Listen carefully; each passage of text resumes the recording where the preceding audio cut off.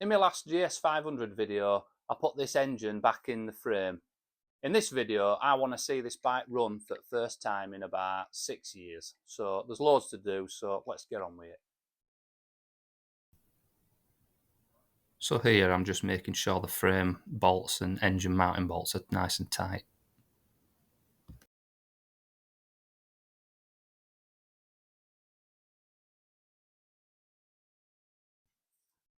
This engine bolt goes underneath the engine. I'm going to cake this one in grease, just so if I come to get it out in the future, I can actually get it out. Some of the others seized, so just helps to get some grease on it.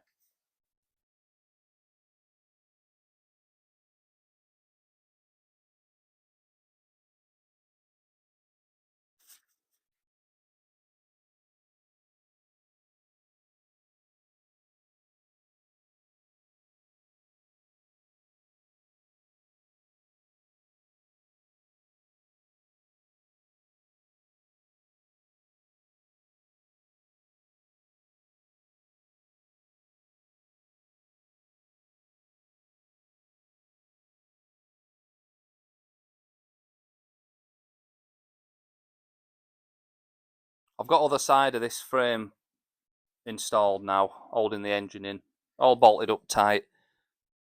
I'm going to have a look at the wiring now and just try and connect all these up. If they look a bit manky, I'll just give them a clean, get it connected up, and hopefully we can swing this engine over. And then I'll probably take this cam cover off and just make sure there's a bit of oil pumping up there after I check the level, and go from there.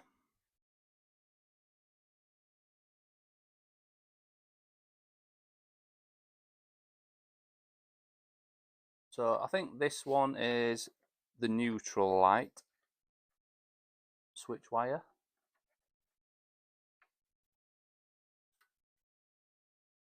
These will be from the generator.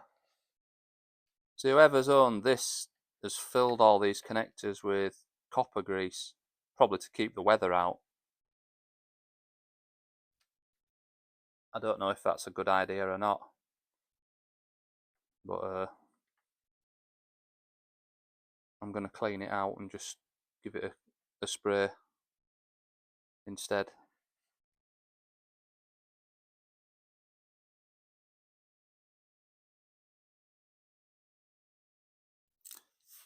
See, I'm not sure where these wires are meant to route exactly, but I'm going to whip these side panels off. See if I can just tie them up a bit neater behind there.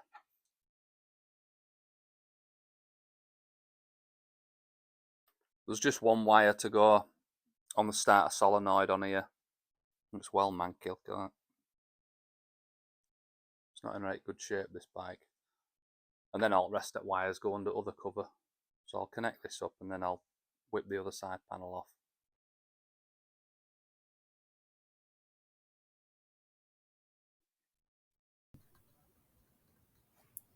I'm just giving this solenoid terminal a good clean up to make sure it makes good contact.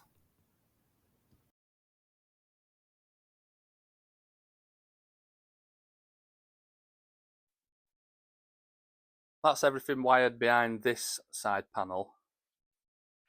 You can see here a secret indicator bulb still connected, hidden behind the side panel when someone's put these little mini ones on. I would imagine they've left them on because to make it flash at the correct rate.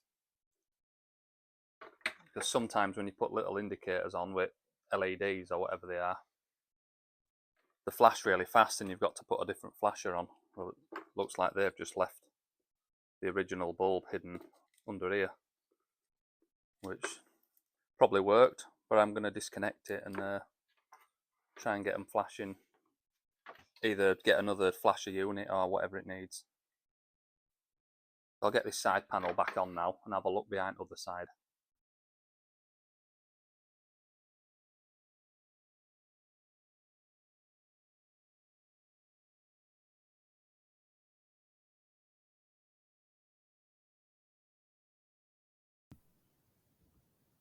It takes a bit of figuring out this because it's that long since I pulled it in bits.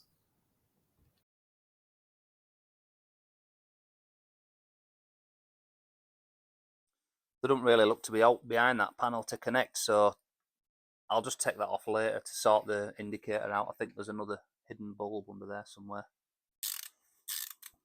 I'll just whip spark plugs out so it can turn over easier while I'm cranking it.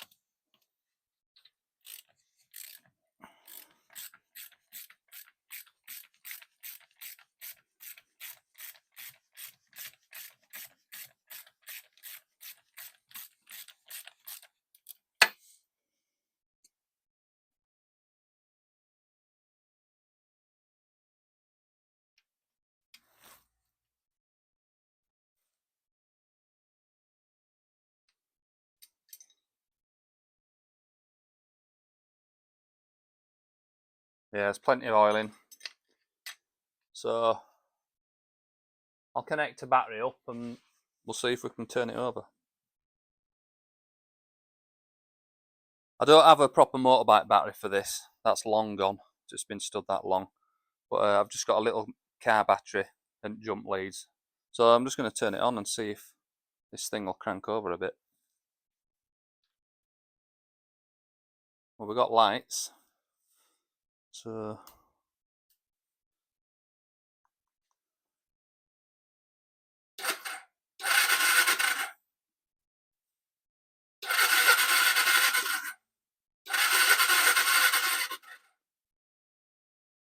yeah, we're turning over. So I'm going to whip this cam cover off next and just see if turning it just gets oil up onto cams.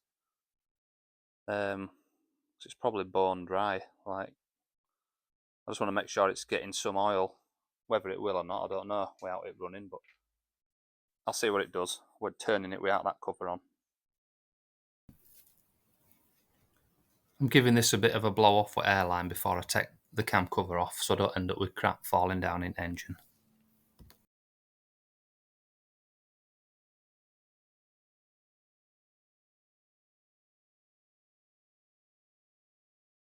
On this cam cover, you've got to actually take this little breather, like it's like a crankcase breather top. You've got to take that off before you can actually get the cam cover off, because it bangs onto this frame here. So I'll just whip that off first and then I'll get this cover off and have a look inside.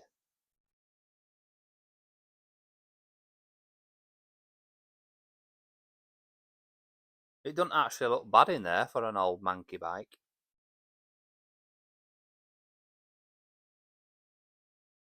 So I'll just spin it over and see if any oil comes up there.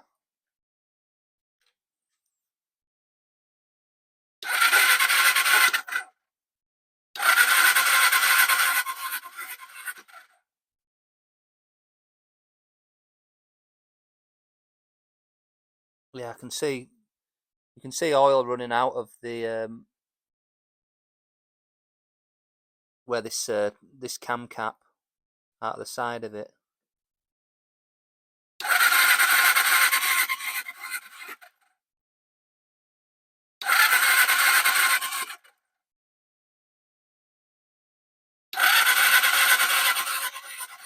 And there, look, it's running out there. So it's obviously pumping up from below. And I'm guessing when it's spinning a lot faster, it'll run out onto cam lobe and fill all up here, you know, to lubricate the. You can see there it's getting on the cam lobe there, lubing that up, and the little spline thing for that's the little rev counter take thing, drive. So it's all getting lubed up.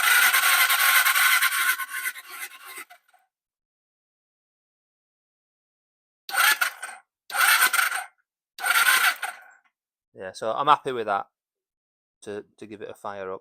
So I'll get this cover back on.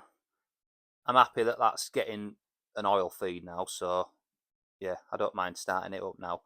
I'll get the cover back on, fastened on, and then I'm going to have a look at the carbs. I'll probably take the balls off. I'll just get to the carbs here. These have been collecting dust for ages, so I'll just whip the balls off, give them a blowout, a bit of a carb clean with some spray. This off the top of the carb here, there's a little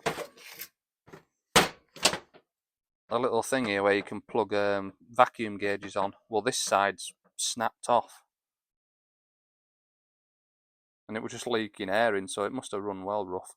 Anyway, I've bodged a brass screw into it. I'm going to cut that off and cut that side off, drill a little hole down the middle of it, and then it's just somewhere to put a pipe on to get a vacuum gauge reading.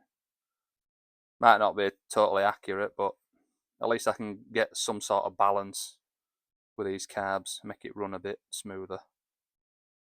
So there's that to sort of bodge. I mean, I could have got another cap for it, but I ain't going to run this thing anyway, so I'm not going to throw loads of money at it. I just want to get it back together and running.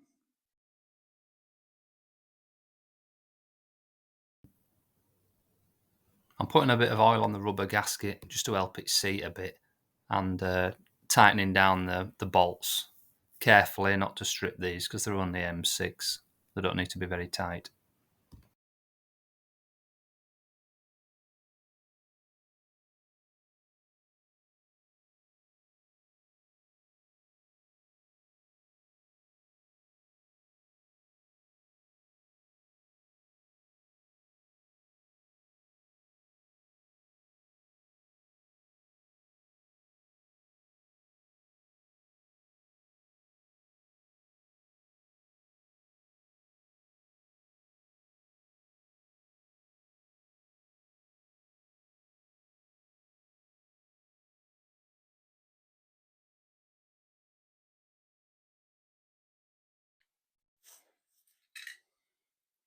I'm just going to stick spark plugs back in, and then we'll have a look at the carbs.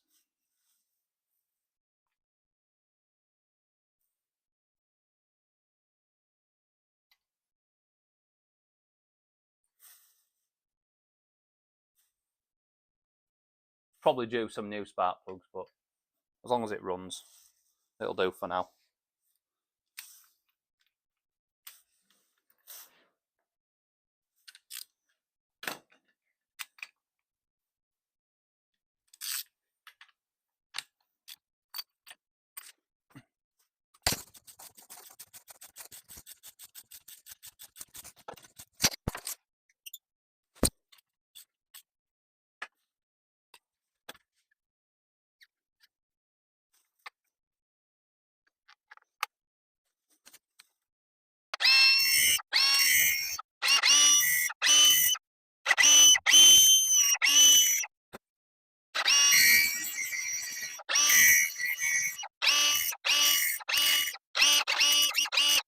Thought I did alright there, not chopping my fingers with grinder. Right, I'm going to drill a hole down the middle of that now, if I can.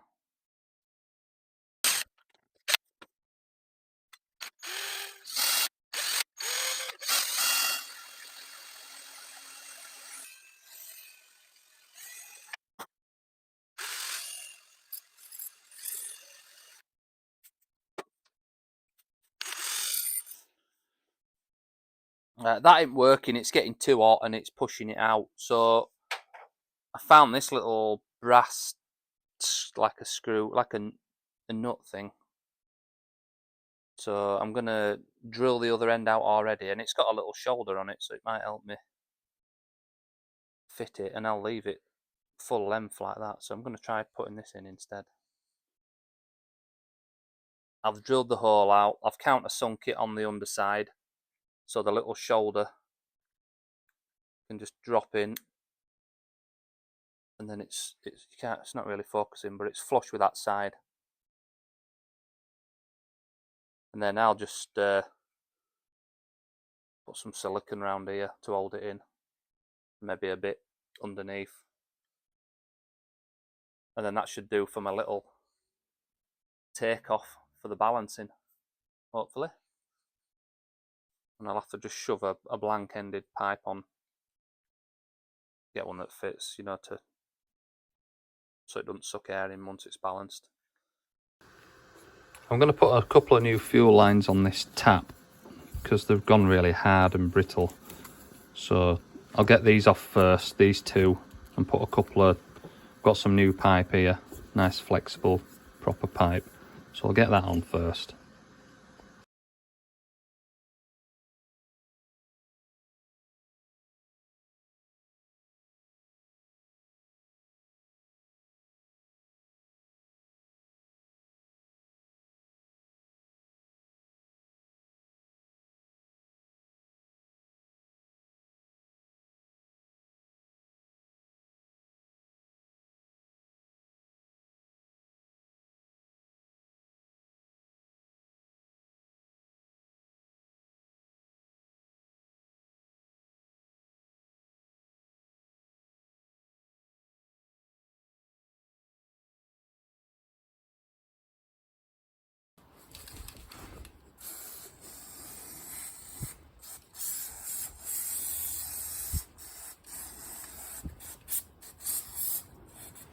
Just give them a bit of a squirt with carb cleaner, see if it eats a bit of stuff off.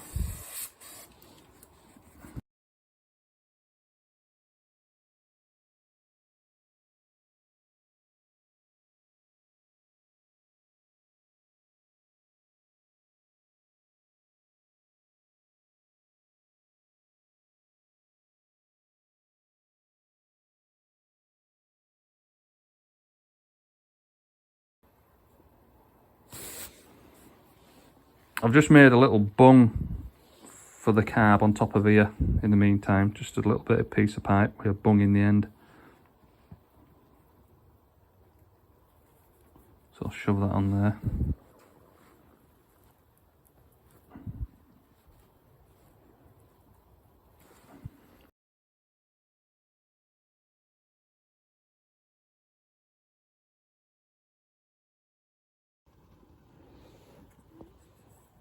It's pretty manky looking in here. Not a lot of loose muck, but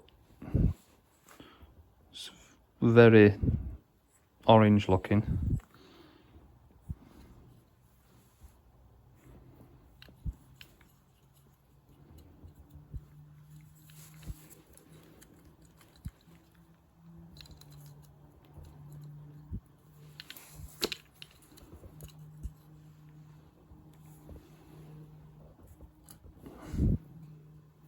Oh, there is a lot of loose. All that orange, like rusty crap.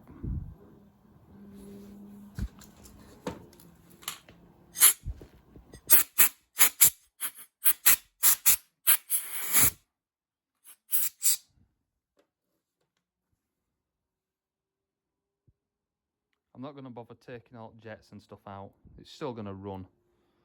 I mean, if I were going to carry on running this on the road, I'd probably pull them right down and give them a proper clean, but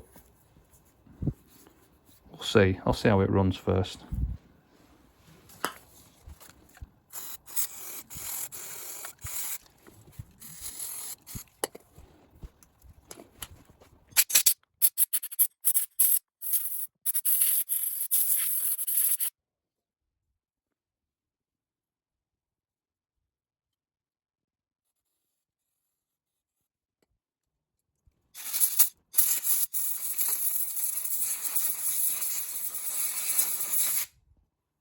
Well, I've just lost my little needle valve. That's just blown away. Oh, there it is. I got it.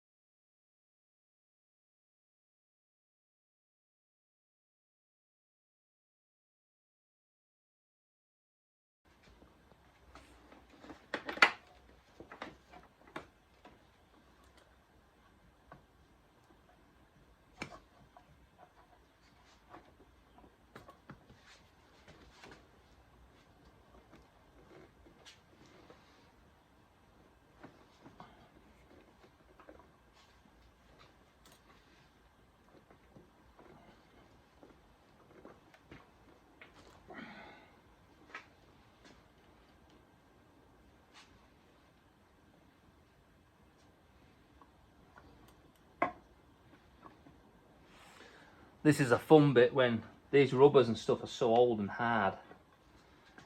It's hard work to get the carbs in. It won't help them to seal either, which isn't good, but we'll see.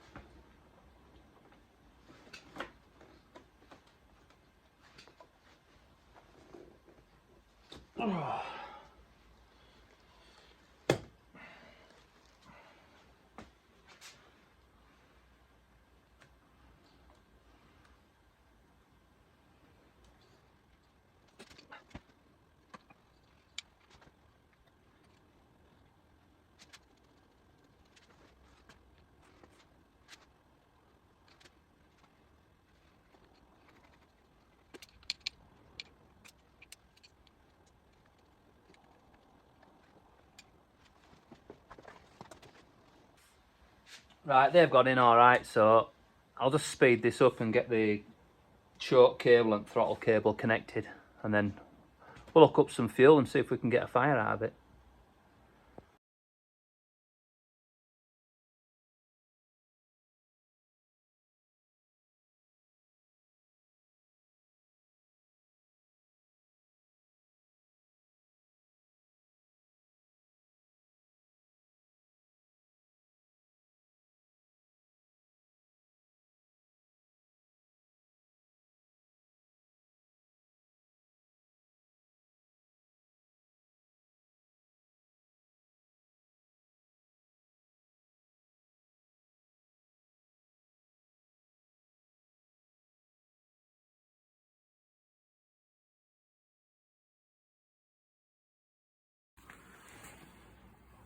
Right, we've got us throttle cable on, choke cable, carbs are fastened on, taps on. I'm going to just connect it to a funnel or something just to get a bit of juice in carbs. I'm going to crank it and see if it'll fire.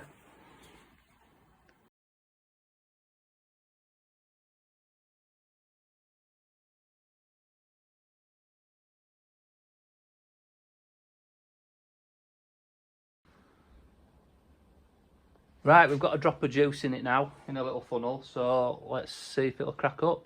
It's going to be noisy, it's got no pipes on. So.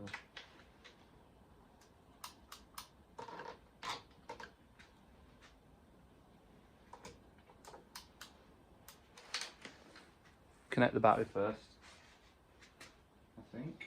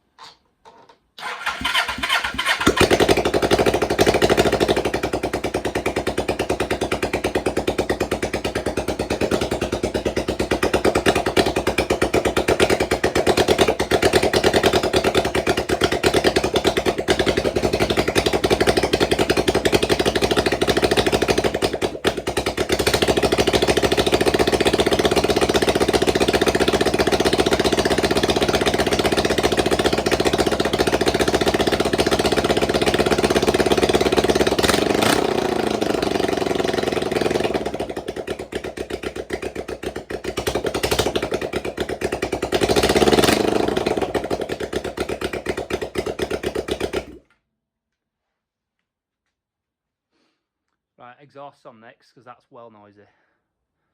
Success anyway, it's running.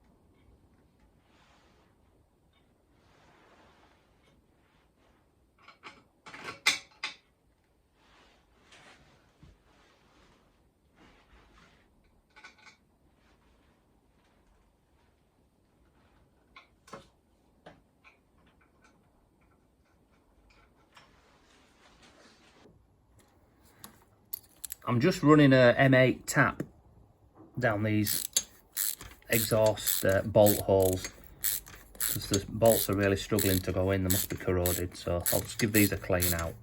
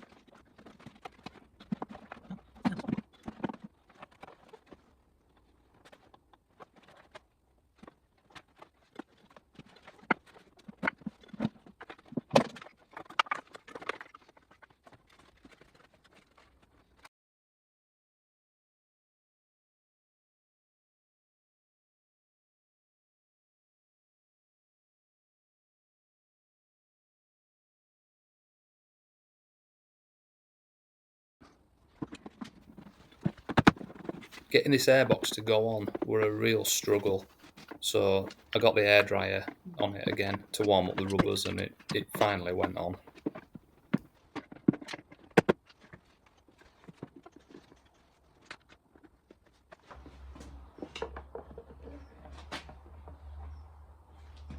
Daddy, what's this come from? What? This. What's that come It's off a shelf. Nothing. I threw it in your toolbox. Right.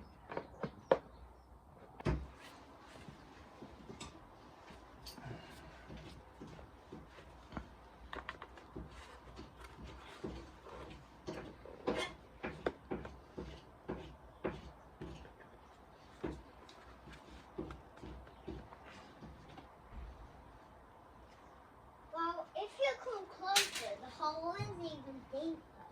If you come closer. Mm. Come and have a look. It's really deep. We'll do in a minute. And soon we're gonna reach the other side of the door. It's probably killed some wood lice. I hope not. Why were the wood lice in there? No, I didn't see any, but I might have killed some.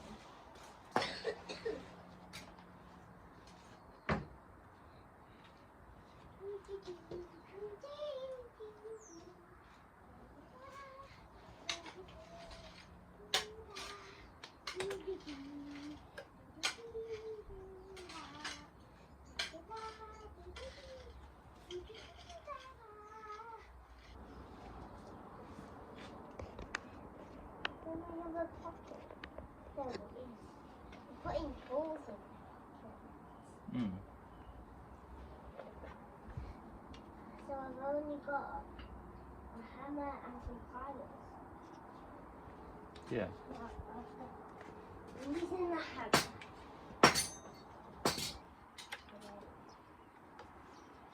I'll try not to rub it again.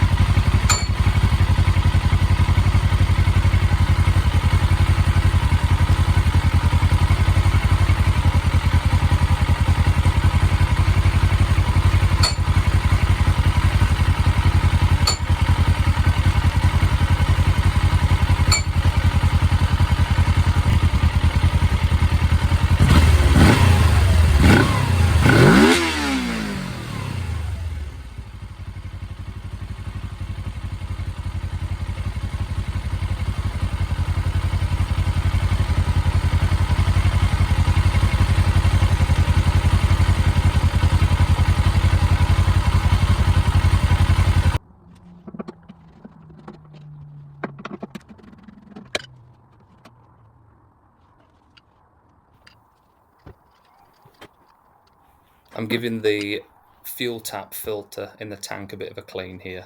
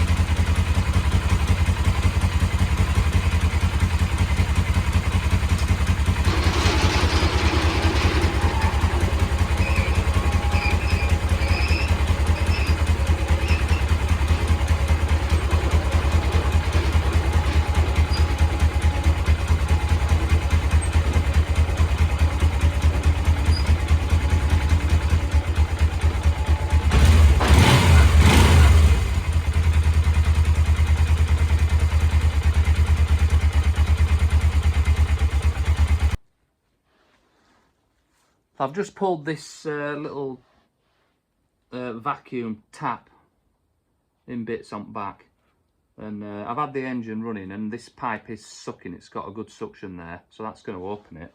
I can't see any holes in this diaphragm, so it must have just been stuck. We're not being used. So I'm just going to bang this back together and see if it works.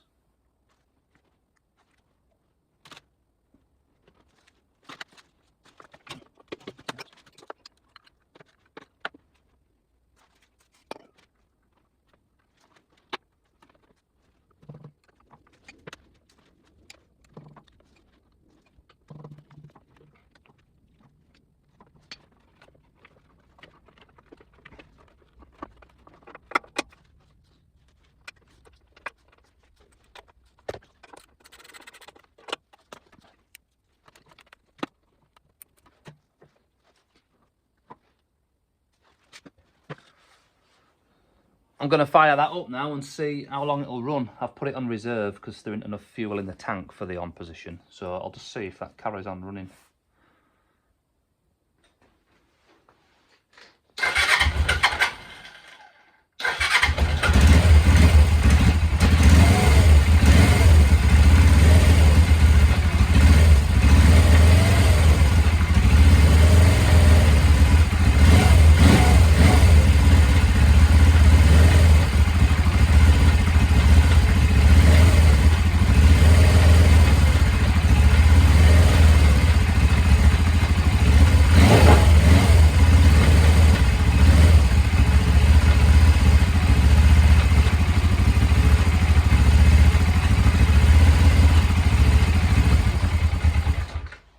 We're up and running again now. The bike's running fine. It must have been simply the diaphragm was glued the valve shut, basically. We've been stood for, I don't know, 6 or 7 years. Probably had some old fuel in there and it's just turned gluey and glued the diaphragm shut. So that's all working fine now. I'm just going to stick all these side panels back on, fasten the tank up, and then I've got the chain, rear sprocket to fasten on, pump tyres up, clutch cable and this cover to mount, and then we're nearly there.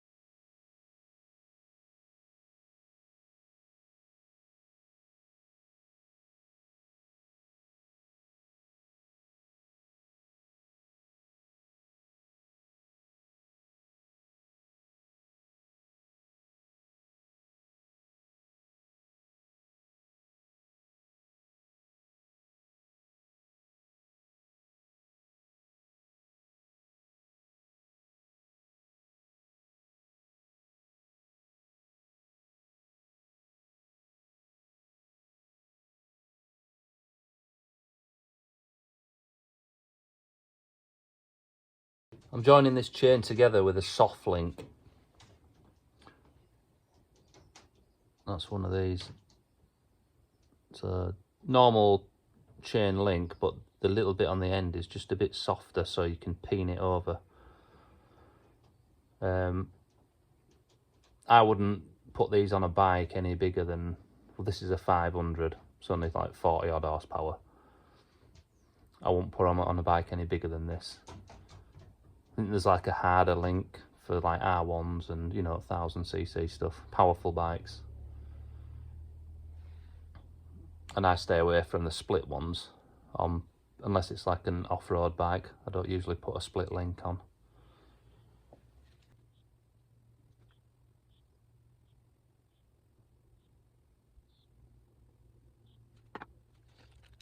So you've got 4 little O-rings, 2 on either side of the chain.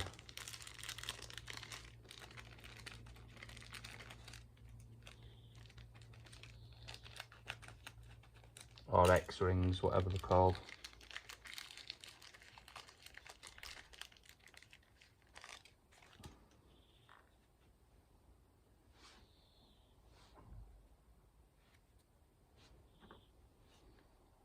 So just put a couple on there.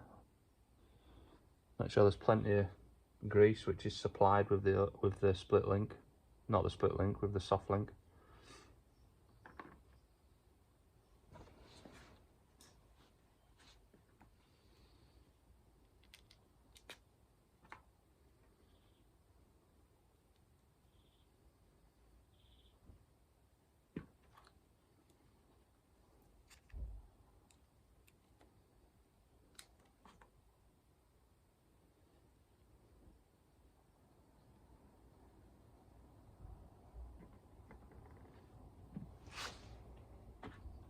And then I just fill inside of this link with grease, push it through.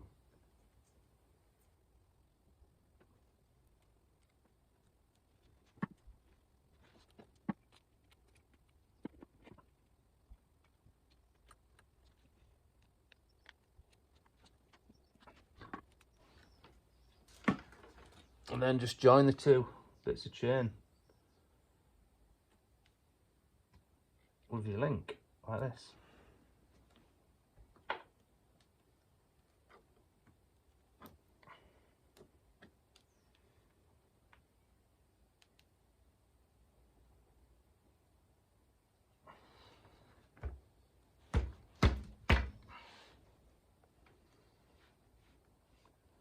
And you've got your 2 more little O-rings to stick on.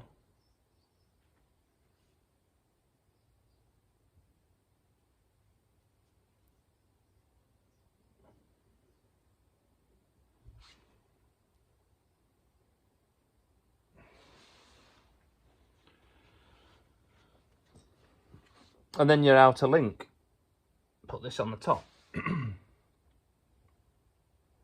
This is the fun bit. There is a proper tool for doing this.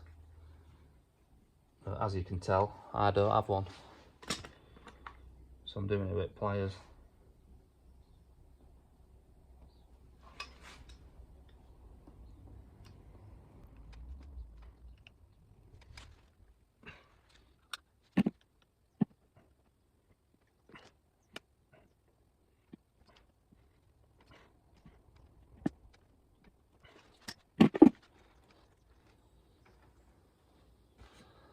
So what I've got to try and do now is figure out some way of squeezing that on without bending it, which isn't easy without a proper tool.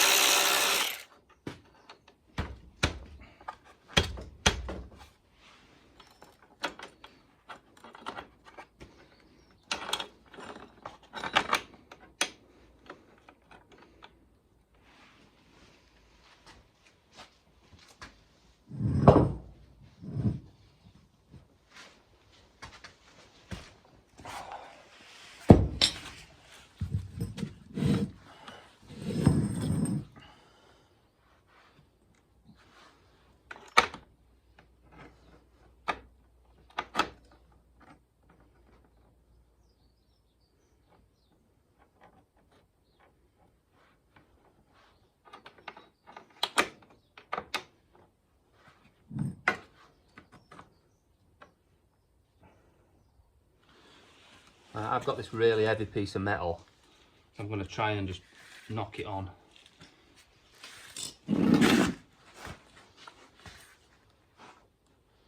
With a socket and a hammer.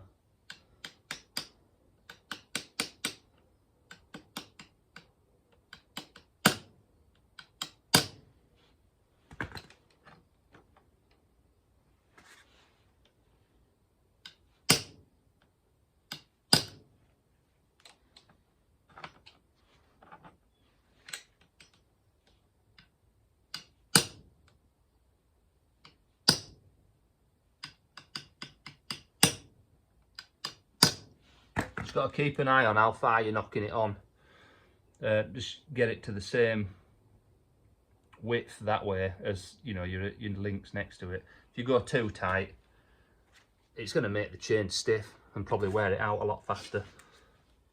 So I'll just keep checking it as I'm hitting it on. The proper tool would probably, I can't remember, it's a long time since I used one, but it'll probably stop before it damages your chain, I would imagine.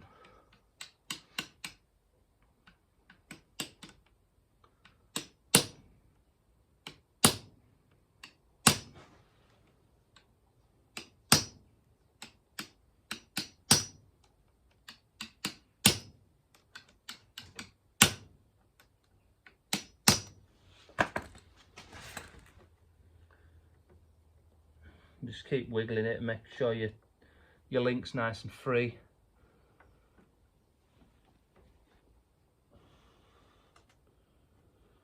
I suppose you could measure that with verniers if you wanted. Just make sure you get it dead on, but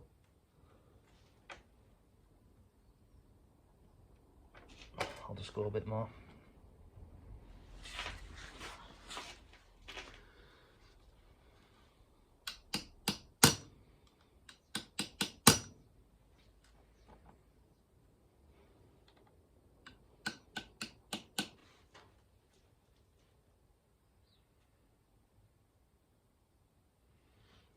I'm happy with that. I don't want to go any tighter with that. Still nice and free, and I haven't bent it or anything. So what I'll do now, just got to try and peen those ends over, which I just make sure you're on the other end of the pin and not on the plate with your bit of metal, and then just tap away till you just peen the end of the pin a bit, so the plate can't jump off.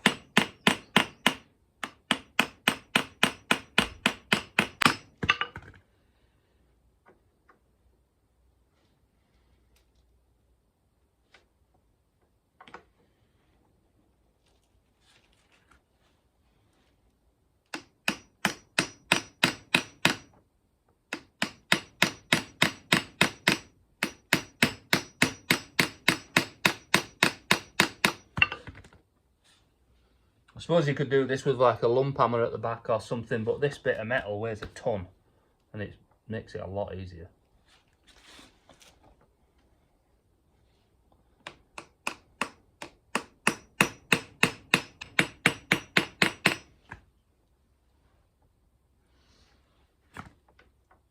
And that's it, that ain't gonna jump off.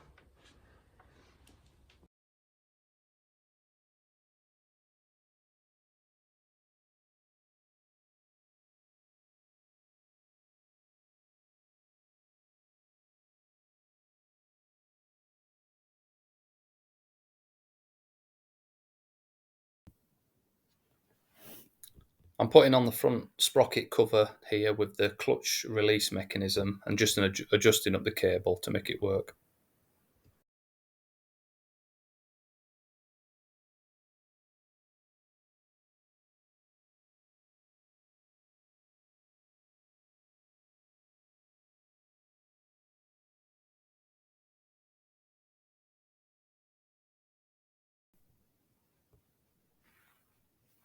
And last of all, I'm adjusting the chain and checking it off the centre stand with some weight on so I don't get it too tight.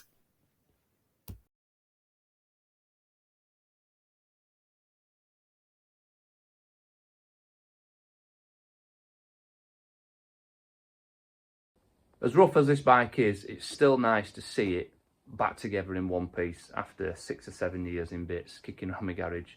So I hope you've enjoyed it. Thanks for watching, and I'll catch you on the next project.